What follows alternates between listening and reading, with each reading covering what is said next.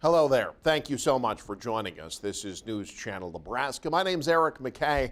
Let's take a look at our top headlines today. Today, President Donald Trump's first full day in office, but he got right to work after yesterday's inauguration. Just the second president in U.S. history to serve non-consecutive terms, and that appears to have prepared him for a rapid start. As Amy Kiley reports, he's already signed dozens of executive orders and pardoned hundreds of people.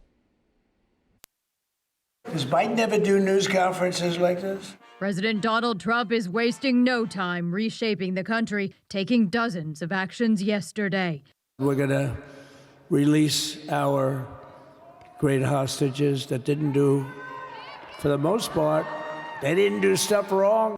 Nearly all cases related to the January 6th Capitol riot are over. That's after Trump pardoned more than 1,200 people convicted of related crimes. He's also directing the Justice Department to drop about 300 pending cases. And he's freeing 14 defendants charged with the most serious sedition offenses. It tries to whitewash what was clearly an insurrection.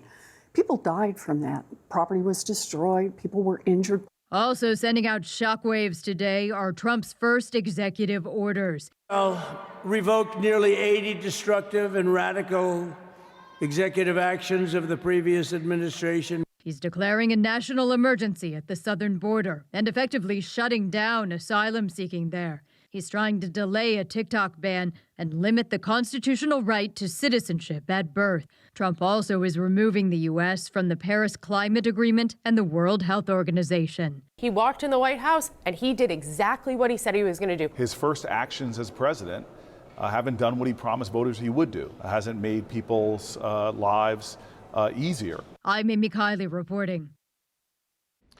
Meanwhile, Nebraska's senior U.S. Senator Deb Fischer sat in the front row, even spoke at the presidential inauguration on Monday. Our democracy promises the American people the power to change, to chart their own destiny. That's the beauty. That is the importance of democracy.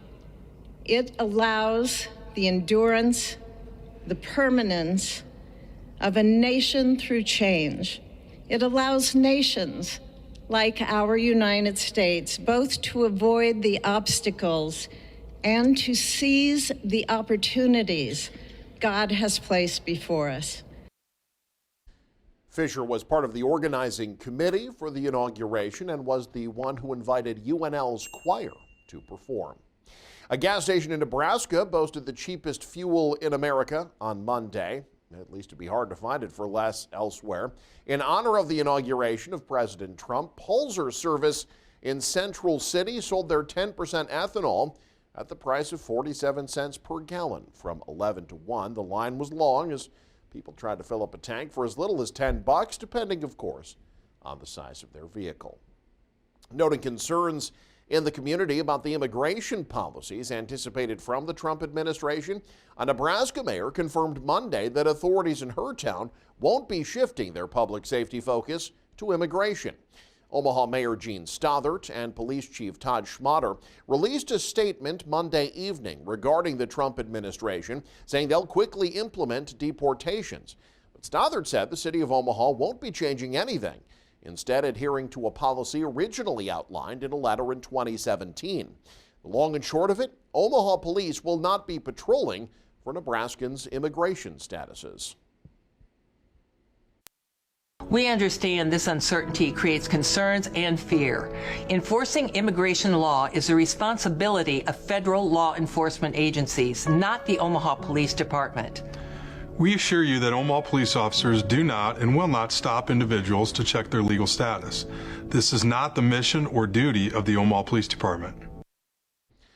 Stothert stressed that no one who calls 911 for assistance will be asked their legal status. She said those who commit crimes would be subject to federal policies.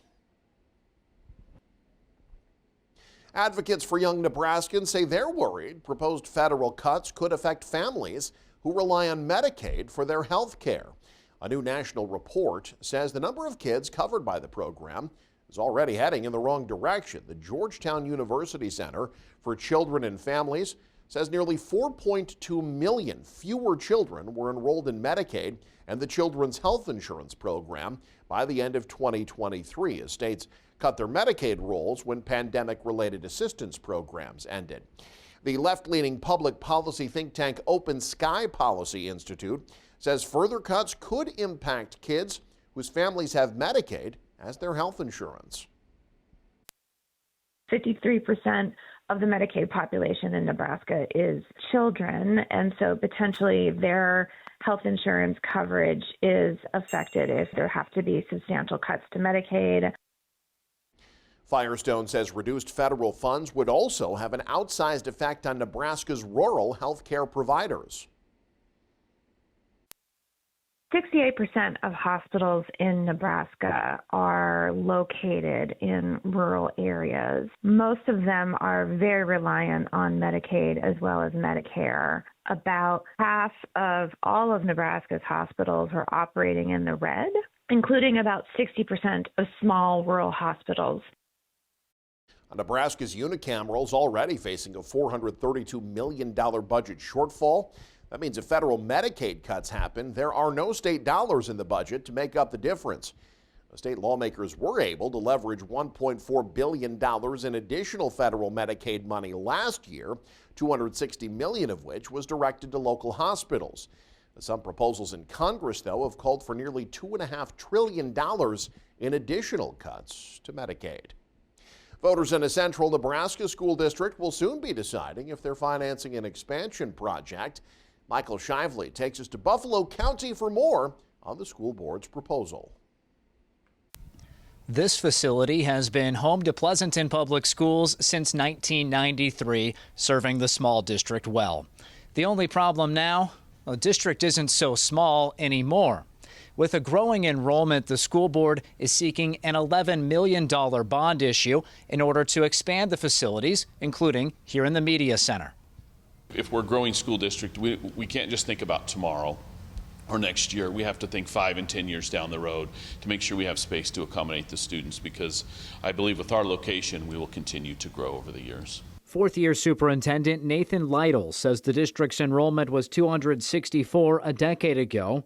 It's now at 331, which represents a 25% increase. The district expects to add another 20-some students to its total over the next 5 years. We're maxed out. 100% of our rooms in our school are full 100% of the day. So we need some more rooms for our growing students. The proposed $11 million renovation and expansion would turn this courtyard into a new media center.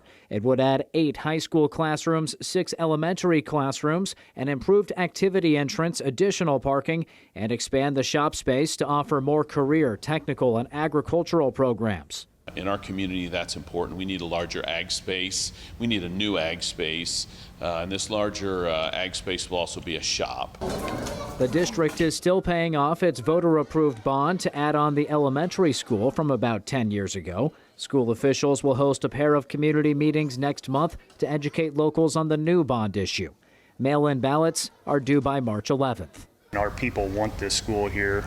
It's a big part. A lot of people, the kids that go to school here, parents went to school here, grandparents went to school here, so they want to see their kids and grandkids grow through this school. If the bond is approved by voters in March, construction would start a few months later. The project is expected to take 2 years to complete. In Pleasanton, Michael Shively, News Channel, Nebraska. And finally, the Toy Scouts are a group that over the years have gained fame for their interest in other people's stuff, specifically antique toys. Last week, they traveled to Norfolk looking for hidden treasures in northeast Nebraska. Hanky Hazelton has more. Bigfoot, that's kind of fun.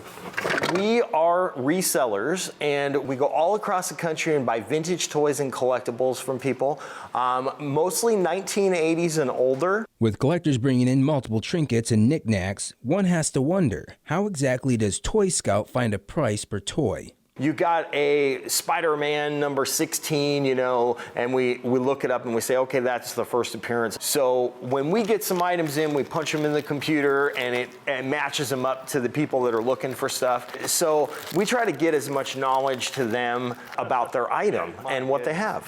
When it comes to someone trying to restore, clean, or put old memorabilia back together, Jeff said that is his job. But when it comes to what exactly should a person bring in? Star Wars to G.I. Joe to Transformers to advertising to comic books, baseball cards, coins, gold jewelry. And if you have something you think is damaged or might be worthless, think again. What is this? Oh, AM bicycle radio. How cool is that? They come in and they have like a comic book that has a big rip in it, but guess what? That's the first appearance of, you know, let's say Wolverine or something, and the comic book, you know, in mint condition goes for like $3,000 or $4,000, and even with the rip, it's still worth like $600. After 4 days of little traffic, Jeff decided to extend his stay for a 5th day. Luckily for him and some wheeling dealing from one customer who took home over $1,000, it turned out to be a successful day after all for Toy Scout. We just purchased a comic book collection from the 1950s to the 70s with some very good stuff in it. So it was quite a find for today. And I got to get you 50, right? Yes, perfect. All right. Thanks, Wilson. I appreciate it. I told you we could make a deal. Oh, yeah. Well, I told you. In Norfolk, Hanky Hazelton, News Channel, Nebraska. And you can stay up to date with the very latest by following us online. Head to newschannelnebraska.com, click on the news tab there. You can also follow us on X, like us on Facebook and Instagram as well. Thanks for joining us. Have a great day. This is News Channel Nebraska.